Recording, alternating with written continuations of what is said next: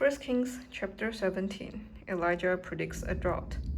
Now Elijah the Tishbite of Tishbe in Gilead said to Ahab, As the Lord the God of Israel lives, before whom I stand, there shall be neither dew nor rain these years, except by my word. And the word of the Lord came to him, Depart from here and turn eastward and hide yourself by the brook Cherith, which is east of the Jordan. You shall drink from the brook, and I have commanded the ravens to feed you there. So he went and did according to the word of the Lord. He went and lived by the brook Cherith, that is east of the Jordan. And the ravens brought him bread and meat in the morning, and bread and meat in the evening.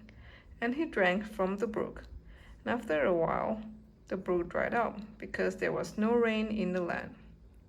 The widow of Zarephath. Then the word of the Lord came to him, Arise, go to Zarephath, which belongs to Sidon, and dwell there. Behold, I have commanded a widow there to feed you. So he arose and went to Zarephath. And when he came to the gate of the city, behold, a widow was there gathering sticks. And he called to her and said, Bring me a little water in a vessel, that I may drink. And as she was going to bring it, he called to her and said, Bring me a morsel of bread in your hand. And she said, As the Lord your God lives, I have nothing baked, only a handful of flour in a jar and a little oil in a jug. And now I am gathering a couple sticks, that I may go in and prepare it for myself and my son, that we may eat it and die. And Elijah said to her, Do not fear. Go and do as you have said.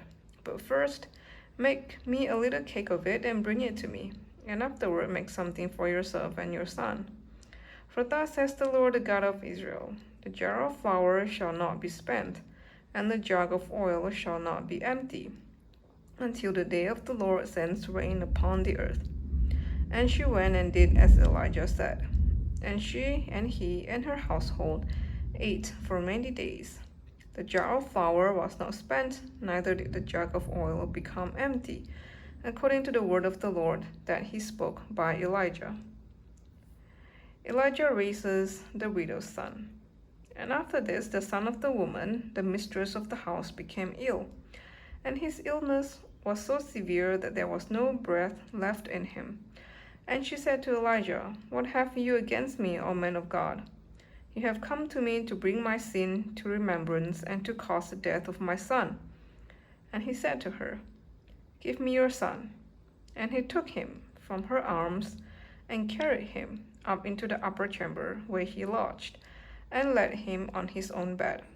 And he cried to the Lord, O Lord my God, have you brought calamity even upon the widow with whom I sojourn, by killing her son? Then he stretched himself upon the child 3 times and cried to the Lord, O Lord my God, let this child's life come into him again. And the Lord listened to the voice of Elijah, and the life of the child came into him again, and he revived. And Elijah took the child and brought him down from the upper chamber into the house, and delivered him to his mother.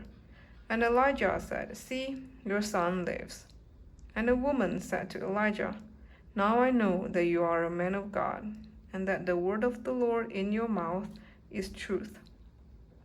This was 1 Kings chapter 17.